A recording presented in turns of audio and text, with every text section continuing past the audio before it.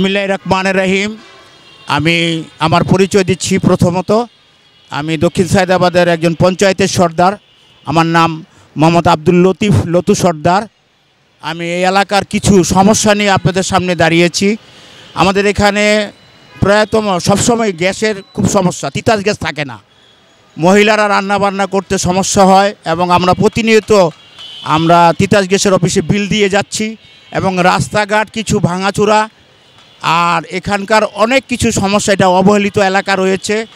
এই কাউন্সিলরের সময় আসলে কাউন্সিলররা আসে, এখানে নানান ধরনের প্রতিশ্রুতি দিয়ে যায় আর সেটা বাস্তবায়ন করে না।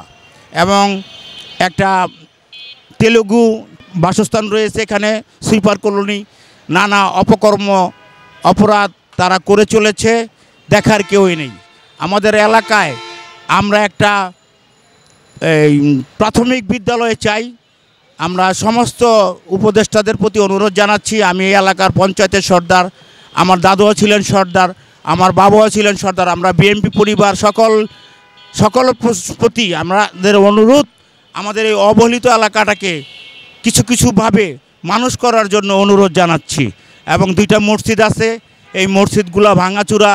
আমি সর্বস্তরের জনসাধারণের প্রতি অনুরোধ জানাচ্ছি, মুক্ত হস্তে এই বটতলা মসজিদটা নির্মাণ করতে পারি, 10 তলা, সেটার জন্য আমি বিশেষভাবে অনুরোধ জানাচ্ছি। মসজিদের নাম হলো বাইতুল ফালাহ জামে মসজিদ, 71 নম্বর, দক্ষিণ সায়দাবাদ, যাত্রাবাড়ি থানা, ওয়ার্ড 48।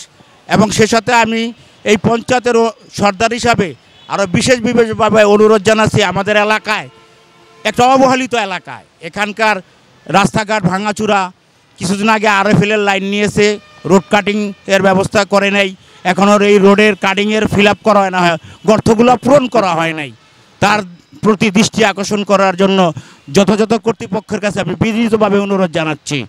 এবং আমাদের এই এলাকায় 2খানা মসজিদ এবং মাদ্রাসা রয়েছে। আর এই তেলুগু যে বাসস্থান রয়েছে, এখানে নানা ধরনের অপরাধ হয়। এখানে একটা প্রাথমিক বিদ্যালয় গড়া হলে এখানে কমিউনিটি সেন্টারও করা হবে বা এই এলাকার লোকজনের কমিউনিটি সেন্টারের কাজ চলবে।